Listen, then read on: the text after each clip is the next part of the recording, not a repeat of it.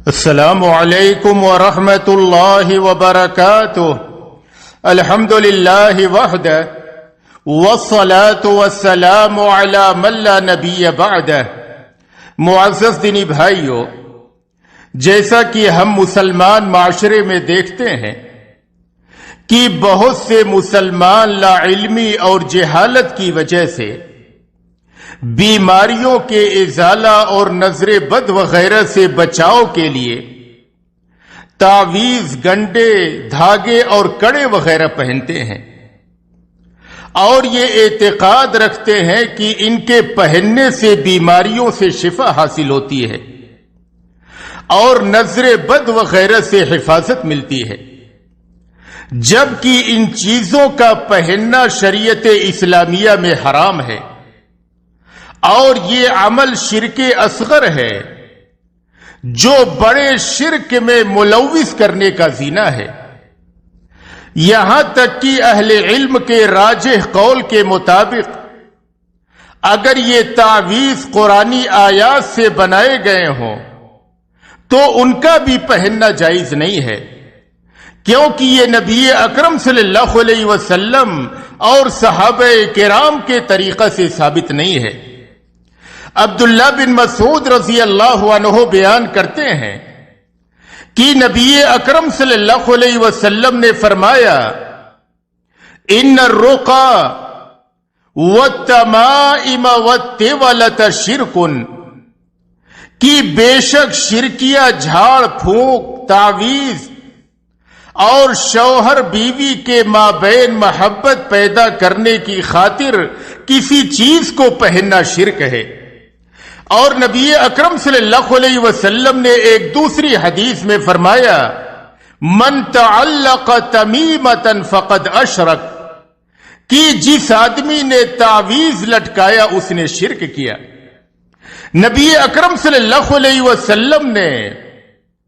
ان لوگوں کے لیے بد دعا کی ہے جو تعویذ اور کڑے وغیرہ پہنتے ہیں۔ عقبہ بن عامر رضی اللہ عنہ بیان کرتے ہیں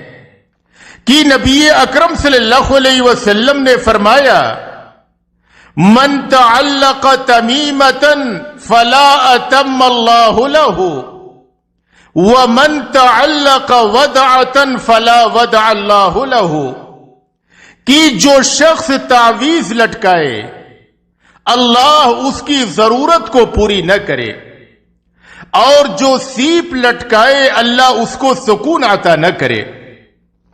نبی اکرم صلی اللہ علیہ وسلم نے ایک بار ایک شخص کو دیکھا کہ وہ پیتل کا بنا ہوا کڑا اپنے ہاتھ میں پہنے ہوئے تھے، تو آپ صلی اللہ علیہ وسلم نے ان سے پوچھا کہ تم نے یہ کیوں پہنا ہے؟ تو انہوں نے کہا کہ کمزوری کے علاج کے لیے۔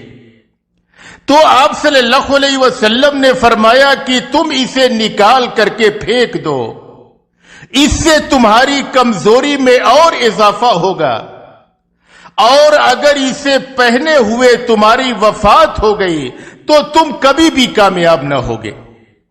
تو اللہ تبارک و تعالی نے ان دھاگوں میں، ان کڑوں میں، تعویذوں میں، ان گنڈوں میں کوئی نفع نقصان کی صلاحیت نہیں رکھی ہے، لہذا ان کا پہننا ایک مسلمان کے لیے حرام ہے، اور یہ شرک اصغر ہے جو ایک مسلمان کو بڑے شرک میں ملوث کرنے والا ہے۔ نفع اور نقصان کے سارے اختیارات ایک اللہ کے پاس ہیں، وہی اللہ تبارک و تعالی انسان کو بیماریوں سے شفا دیتا، اور وہی اللہ تبارک و تعالی مشکلات و مصائب کو دور فرماتا ہے۔ اللہ نے قرآن کریم میں فرمایا،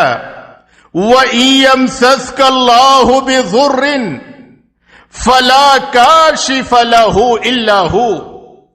کہ اگر اللہ تبارک و تعالی تمہیں کوئی نقصان پہنچانا چاہے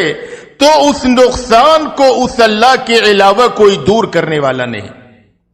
وَإِن يُرِدْكَ بِخَيْرٍ فَلَا رَادَّ لِفَضْلِهِ،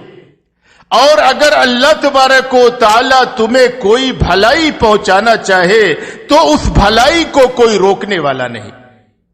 تو نفع و نقصان سب اللہ کے ہاتھ میں ہے، ان چیزوں میں نفع اور نقصان کی کوئی صلاحیت نہیں ہے، لہذا اپنے سارے اعتماد اور توکل کو ایک اللہ سے وابستہ کیا جائے اور اس طریقے کے حرام اور شرکیہ کاموں سے بچنے کی کوشش کی جائے۔